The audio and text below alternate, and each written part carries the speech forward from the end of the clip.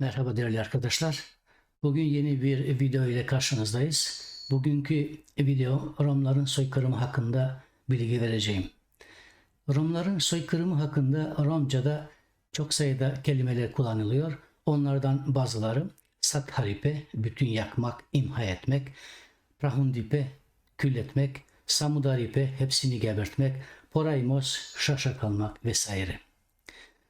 Soykırımı kelimesi Romların soykırımı hakkında konuşulduğundan tartışmalı bir kelimedir. Bugüne kadar Rom dilinde çok değişik kelimeler duyduk. Onun için bu kelimelerin anlamını aydınlatmamız gerekiyor.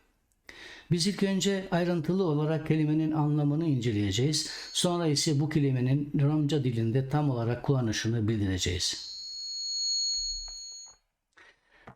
Soykırım kelimesi Yunan dilinden holokaustos yani bütün olarak yakma veya imha etme anlamına gelir.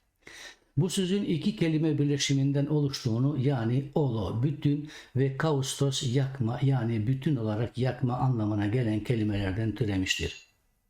Bu söz Yunanlılar ve Rumlar tarafından bazı kurbanlarını Tanrı adına bütün yakmak ya da ölmüş insan ruhu için kurban edilmek için kullanılmıştır. Yukarıda yazmış olduğumuz kül etme kelimesi yani kurbanı yakıp kül haline getirmek demektir. Bu gelenek eski bir gelenek olup İsrail'in yani Yahudilerin bir geleneğidir ve gelenekte bir koyunu bütün olarak ateşe yakılmasıdır ki buna Hebrence'de olam kali denilmektedir. Gördüğünüz gibi başlıkta bizim Romların soykırımı hakkında kullandığı tüm kelimelerini yazdık fakat devamında bu kelimelerin orijinali ve internasyonal olan ve Romlar ve Yahudiler de diğerleri için kullanılan Holocaust kelimesini kullanmaya tercih etmeliyiz. Nitekim soykırım kelimesi Romca kullanmak istersek o zaman satharipe yani bütün olarak yakmak anlamını taşıyan kelimeyi kullanmamız gerekiyor. Alman Nazilerinin düşüncesini gördüğümüzde ki onların düşüncesi tüm Almanya'yı ve tarafında yönetilen yerleri Yahudilerden, Romlardan, kölelerden ve onların ideolojine karşı çıkanlardan ya da komünistlerden, eşcinsellerden, Yehova şehitlerinden veya tanıklarından, akıl hastalarından, felçlilerden ve buna benzer kirli kandan olduklarına inandıkları kişilerden temizlemek olduğu göz önüne alarak o zaman tümü yok etmek kelimelerini kullanmak doğru olur. Yahudilerin İbranice dilinde Holocaust, katliam, felaket anlamını taşıyan Shoah olarak geçer. Ha-Shoah. Poraimos kelimesi Romlar tarafından sık sık kullanılan bu kelime soykırımdan bahsedildiğinde ilk olarak Rom araştırmacı Dr. Jan Hanko kullanmıştır. Fakat bu kelime soykırım anlamına gelmez. Poravimos kelimesi Vlah Romları tarafından kullanılan fakat başka şivelerde ise poravipe olan kullanılmaktadır ve poravipe kelimesi bir şeylerin açık olduğunu anlamını taşır. Örneğin Romlar şu ifadeyi kullanır. So poravete yakya, gözlerini niye açıyorsun? Biz bu örnekte poravipe sözünün bir şeyin açık olduğunu ifade ettiğini gördük ve bu yakın anlamına gelmez. Parovipe sözü gözlerin geniş o ölçüde açık olduğunu ifade eder ve bu beklenmedik bir şey başımıza geldiğinden ve çok aşırı şaşırdığımızdan yaptığımız bir göz ifadesidir. Başka bir Romca kelime olan paronipe ki bu kelime gömmek anlamına gelir ve böyle düşünülürse o zaman burada Romengo parovipe yani Romların gömülmesi anlamına gelen kelimenin kullanışı doğru olur ve bu kelime samudaripa yani hepsini öldürme kelimesine yakın bir kelimedir çünkü tüm öldürülenler gömülür. Fakat biz biliriz ki Romca dilinde samudaripa kelimesi insanlar için kullanılmaz bir kelime değildir. Çünkü bu kelime hayvanları öldürmesi için kullanılmaktadır. Örnek olarak bir ineğin öldürmek mudaryola, oysa bir kişiyi öldürmek mularyola, mudalo guru, gebermiş öküz, mulo manuş, ölü insan. Ama burada bazı şüpheler vardır ki Romlar tarafından kullanılan paronipa kelimesi Prahonipa, toz anlamına gelen kelimeden türemektedir ve Hindistan'da Hindular, Sikler, Budistler, Jainler vesaire birisi öldüğünde onu yakarlar ve yanık cesedin toz halini mezara gömerler. Eğer öyle ise o zaman soykırımı kelimesi için prahonipe, toz etme anlamına gelen kelime kullanılabilir. Fakat soykırımdan bahsedince Romlar, Yahudiler ve diğerleri Alman Nazi'nin mağdurları olup yani onları öldürenler ve yakanlar olup bu nedenle satharipe, bütün yakma ifadesi en doğru kullanışı olur. Romların soykırımı Romlar göçünün gelmiş geçmiş en acımasız yaşanan olaydır. Onlar nereye gittiyseler istenmediler. Onların gittiği bölgelerde bazıları öldürüldü, bazıları ise sinir dışı edildi. Fakat Alman Nazisi Adolf Hitler ile başta olmak üzere onların katletmek istiyordu ve onların kanlarını kirli olup Romlar Yahudiler ile birlikte yok edilmesi gerekmektedir sözlerini kullanıyordu. Romlar Hitler'in yönetiminden önce de Romların göçü kısmında anlattığımız gibi hoş karşılanmamışlar. 1899 yılında Alman polisi Romları ele geçirmek için ayrı bir birlik oluşturmuş, yalnız Romlarla ilgileniyordu. Yıldan yıla Romların Almanya'daki hayatı gittikçe zorlaşmıştır ve 1920 ile 1930 yılları arasında Nazizm Romların hayatını daha da zorlaştırmıştır. Romlar Almanya'da özel kimlik kartı çıkarmak zorunda kalmışsalar da onlar iyi entegre olmuşlar ve Almanlarla beraber Birinci Dünya Savaşı'na katılmışlar. Böyle iyi entegre olan Romlar Almanlarla evlenip kanları karışmasına rağmen Romlara yapılan katliamlar ve kovulmalar Hitler'in döneminde durdurulmamıştır.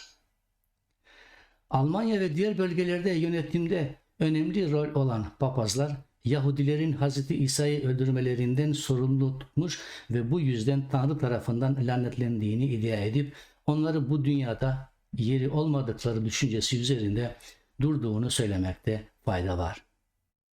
Romların daha iyi karşılanmadıklarını unutmamak lazım. Kaldı ki Hz. İsa'nın çarmıha gerildiğinde kullanılan çiviler Romların tarafından üretildiği için Tanrı tarafından lanetlendikleri ve onların da bu dünyada yeri olmadıklarına ve büsbütün yok olmalarına istiyorlardı. Papazların ve antisemitizminin düşündüklerini Hitler gerçekleştirmeyi istemiştir. 1933 yılında Hitler başa gelmekle bu düşünceleri gerçekleştirmeye başladığında Romlar ve Yahudiler halkı için zor olan hayat şimdi ölüm demektir. Aryan soylu olan Almanlar Hitler'in düşüncesine göre onların en temiz soy olduğunu sanarak dünyayı yönetmek onların hakkında, Yahudi ve Romlar ise dünyanın en alt ve en kirli soyu olduklarını sanarak Almanları bu kirli soylardan kurtarmak için bu soyların yok olmasını istemiştir. Bu temizlenmeyi gerçekleştirmek için ilk önce 1935 yılında The Nuremberg isimli kanunu çıkararak ilk işleri Yahudi ve Romların vatandaşlarını elinden almak, sonra onları konsantrasyon kampına göndermek olmuştur.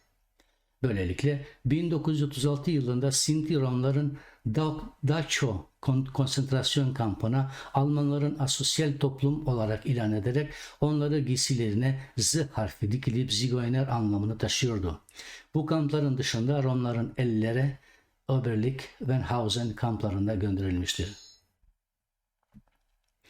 Romların Almanya'daki kirli, pis, kanlı, tembel, hırsız olarak gösterilmesinin amacı Almanya'yı Romlardan temizlemekti. Böylelikle 21.9.1939 yılında ilk ve 31.1940 yılında ikinci buluşmada Heinrich arkadaşlarıyla aldığı kararlara diğerlerinden başka bütün Romları ve kovup onları Polonya'ya gönderme ve bunu gerçekleştirmek için Berlin'de bölüm Dert isimli Eichmann yönetiminde özel bir ofis açılmıştır. Romların ilk olarak Almanya'nın 3 büyük şehrinden Hamburg, Stuttgart, Köln'den toplayıp 30.000 Sinti Rom halkı bu şehirlerden Polonya'daki Belzec, Krychków kamplarına gönderilmiştir. Romların Hitler'in yönetiminde önce de var olmaları onların Almanlarla evlenip kanlarının karışması ve bu nedenle 1941 yılında Berlin Enstitüsü'nde Dr. Robert Peter ve sosyolog Eva Justin tüm Romların isimlerine sahip olan büyük siyah dosya Romları kategorilere ayırmak için tayin edilmişlerdi. Böylelikle onlar Romları birkaç kategoriye ayırdılar. Daha saf Romlar Z kategorisini, yarı Rom ve yarı Rom olmayan yarı Alman Z-M kategorisini, yarı Rom'dan fazla olanlar Z-M plus kategorisini, yarı Rom'dan daha az olanlar Z- kategorisini, Rom olmayanlar NZ kategorisini. Bu kategorizasyon ardından 16 Aralık 1942 yılında Himmler Heinrich Almanya'da yaşayan Romların Auschwitz-Birkenau kampına gönderip orada hepsini öldürmeye talep etmiştir. Önceki sınıflandırmalara dayalı bu kampa sadece tam Rom olanlar gönderilmek isteniyordu. Diğerleri ise Almanya'da kalacak. Fakat daha sonra gönderilmesi gerekmeyenler de gönderildi, öğrenilmiştir. Auschwitz-Birkenau ya da Auschwitz II'ye Romlar ve Yahudiler trenle getiriliyordu ve bunlar iki grup halinde ayrılıyorlardı. Bu gruplar olanlar direktmen öldürülüyordu. Diğerleri ise kampa esir olarak tutuluyordu. Bunların %75'i Gaz adalarında öldürülmüş. Bu gruptan yalnız olanlar çocuk, kadın, yaşlı ve hasta olanlardır. Diğer %25 ise tıp görevlilerinin tarafından tespit edilen sağlıklı olanlardır. Bu büyük infaz kamplarının günlük kapasitesi günde binlerce kişiyi öldürebilecek ve yakacak kadar büyüktür. Bu kampta 960 bin Yahudi, 750 bin Polonyalı ve 19 bin Rom öldürüldü. Bizim ana konumuz Auschwitz-Birkenau olan soykırım 25 Mayıs'ta Gaz odalarında yaklaşık 1000 Rom ve 2-3 Ağustos'ta 3000 Rom daha öldürüldü. Bu rakamların güvenilirliği daha bir soru işaretidir. Bu rakamlar bu konu üzerinde araştırma yapan araştırmacılardan alınmıştır. Neden bir net bilgi olmadığını gerekçesi ise bu soykırıma dahil bir iz kalmaması için Alman askerlerinin bütün bilgi barındıran evrakları ve diğer belgeleri yaktıkları belirtiliyor.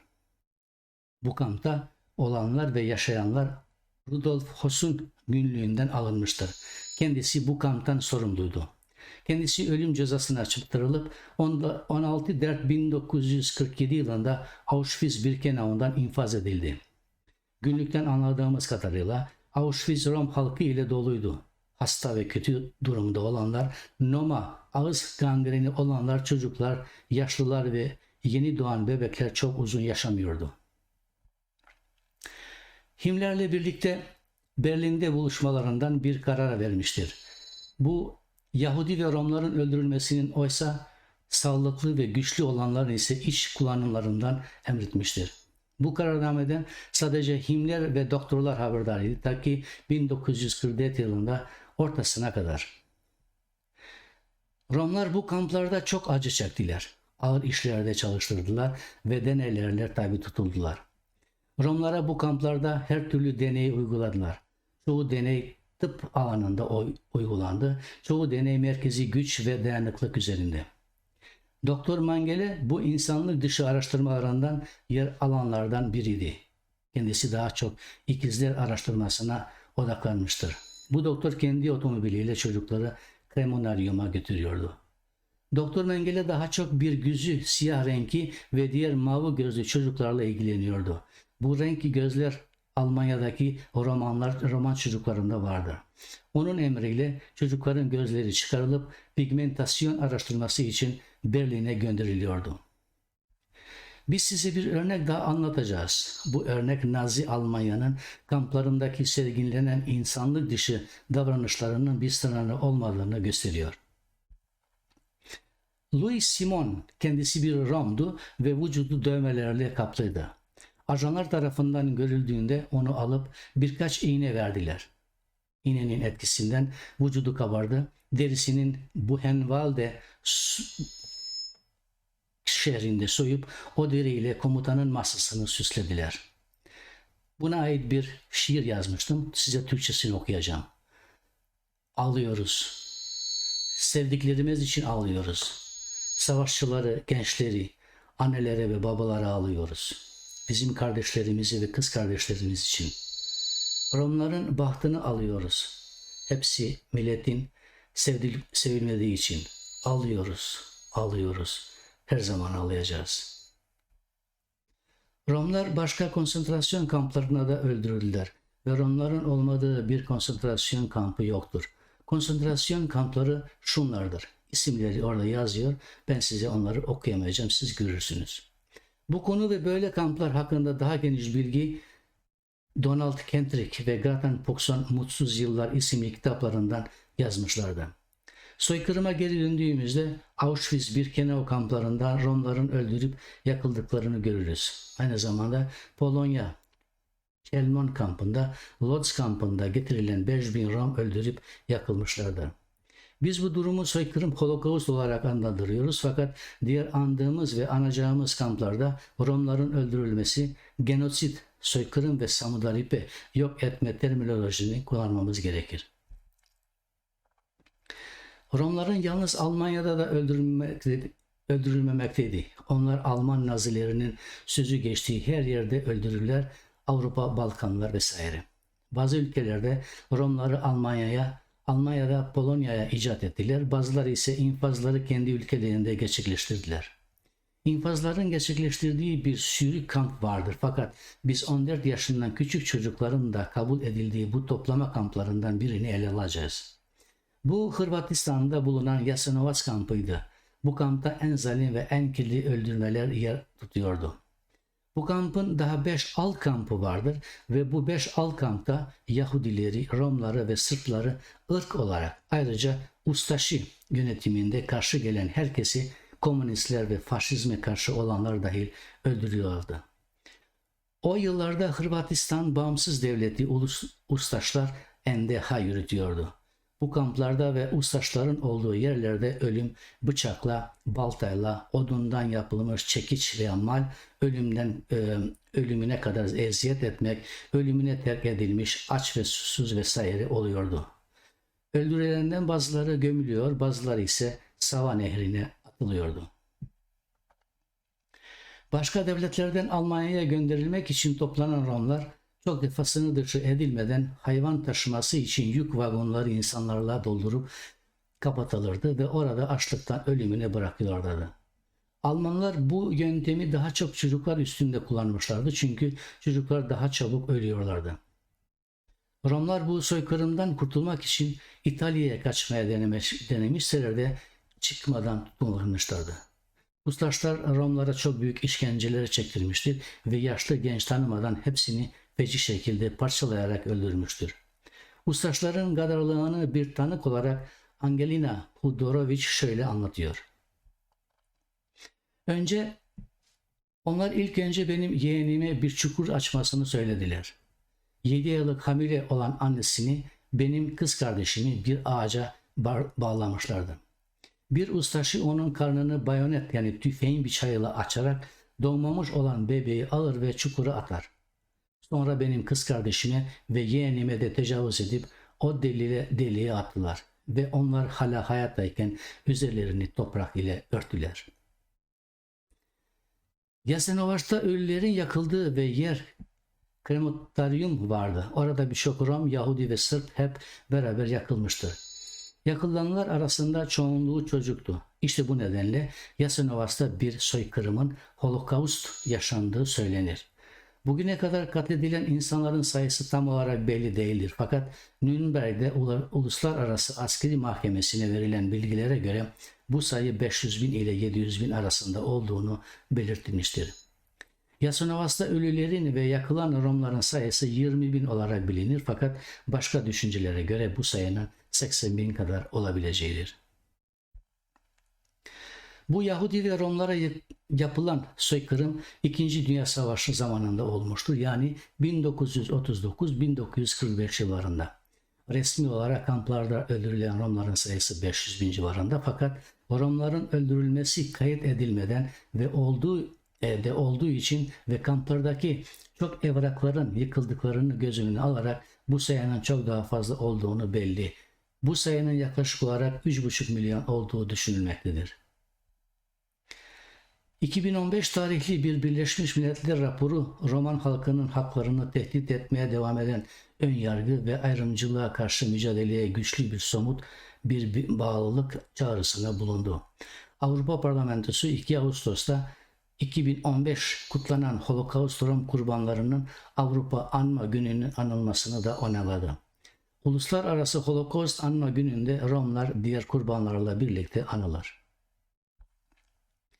Ekim 2012'de Çarşamba günü Almanya'da Berlin göbeğinde Nazilerin tarafından öldürülen yarım milyon etnik Sint ve Romlar için bir anıt açarak Holocaust'un unutulan kurbanlarını andı.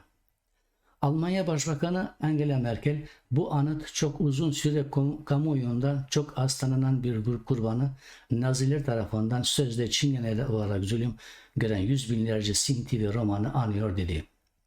Bu soykırımda öldürülen her insanın kederi tarif edilemez bir acıdır. Her bir kader bizi dolduruyor. Beni hüzün ve utançla dolduruyor. Adolf Hitler'in 1933'te iktidara gelmesinden sonra Sinti ve Romlara yönelik ayrımcılık endişe verici bir düzeye yükseldi. Zorunlu çalışma kamplarında gönderilen ve 1934 yılından itibaren Nazi ırksal saflık yaşamları sonucundan zorunluluk kısırlaştırmaya tabi tutulmuştur.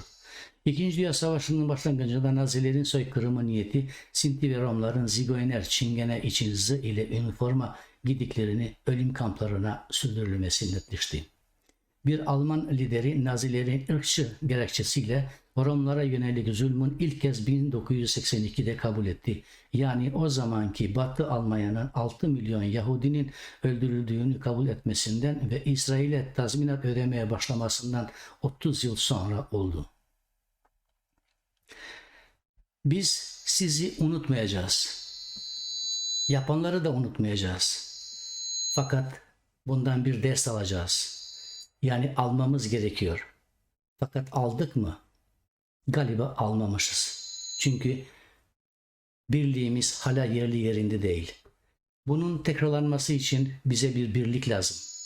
Eğer birlik olmazsa bunlar yine tekrarlanır.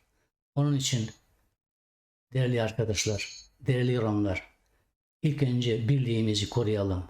Birliği koruduktan sonra haklarımızı alalım ki bu günleri artık görmeyelim. Esenlikle kalın değerli arkadaşlar.